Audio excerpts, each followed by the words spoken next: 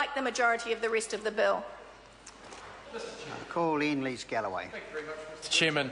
Earlier in the debate this evening, Parliament was subject to a tirade of very poor sloganeering by the member David Bennett.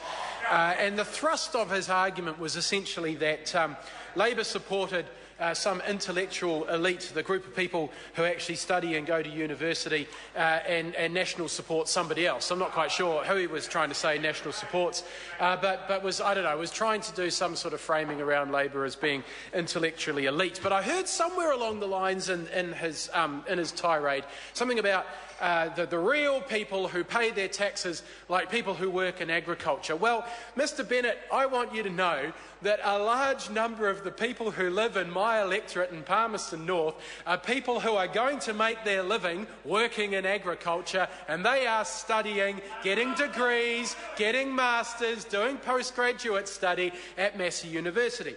And so a lot of the people that David Bennett decided to attack this evening, are people who are going to be working in the very industry that those members over there pretend to be the champions of. But you know what? There's a group that I want to talk about this evening who are have been even more abused by the changes that National brought in to the student loan scheme that Part 2 attempts to do some tinkering around, and this is eligibility for student allowances. Now, sir, another group of people who study at Massey University exclusively are vet students. Now, a veterinary degree takes 5 years to complete. That is somewhat more than the 200-week maximum that you can take a student allowance for. So, right from the start, anyone who embarks on a veterinary degree is not going to be eligible for a student allowance for the whole time that they are studying a vet degree.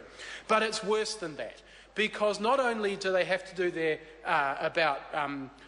work out about 250 weeks of study, maybe slightly less than that, but they also have to work over the summer doing placements that are credit towards their study. Those are absolutely compulsory. There's no way out of doing those placements over summer. And the good news for them is that they can get a student allowance whilst they're doing those placements over summer, but of course that eats into the 200 weeks. So for most vet students, they are facing at least a year of their study without the student allowance. But it's even worse than that, sir, because these days a lot of vet students, because the competition is so intense to get onto that veterinary course, the places are so few that a large number of students have actually completed an entire qualification before they start their veterinary degree. So vet students in particular are very heavily penalised by the National Party's decision to limit the availability of student allowances. Now, qualified veterinarians are absolutely vital to New Zealand's primary industries.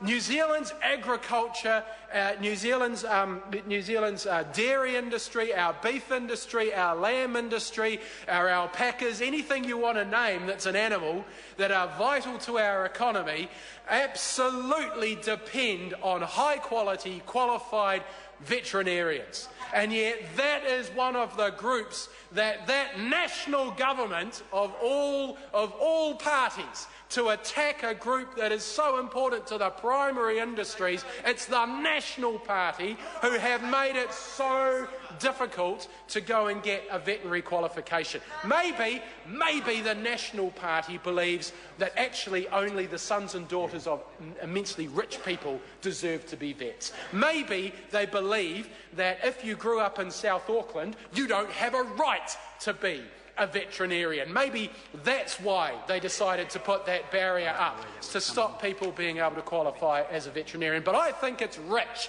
coming from a member like David Bennett, who tries to throw slogans around about what one party or another actually believes, when that party comes to Parliament day after day and says it is the champion of agriculture, that says it is the champion of the primary industries, and yet in so many ways they make it more difficult for the people who are working day in, day out at the front line in the primary industry, sir. Members, we move to the vote on Part 2. The question is, if Part 2 stand part. Those of that opinion will say aye. To the contrary, no. The ayes have it. Party vote's been called for. Order. We're doing a vote. A party vote has been called for. We'll have a party vote. New Zealand National. 59 in favour. New Zealand Labour. 34 votes opposed. Green Party. 14 votes opposed. New Zealand First. 7 votes opposed. Māori Party. 3 opposed.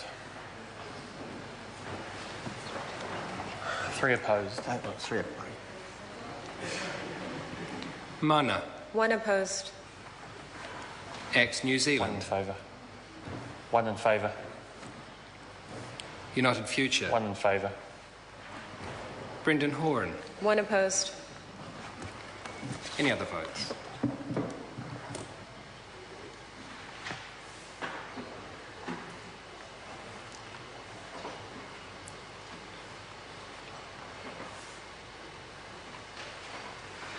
Members, the ayes are 61, the noes are 60. Part 2 will stand part.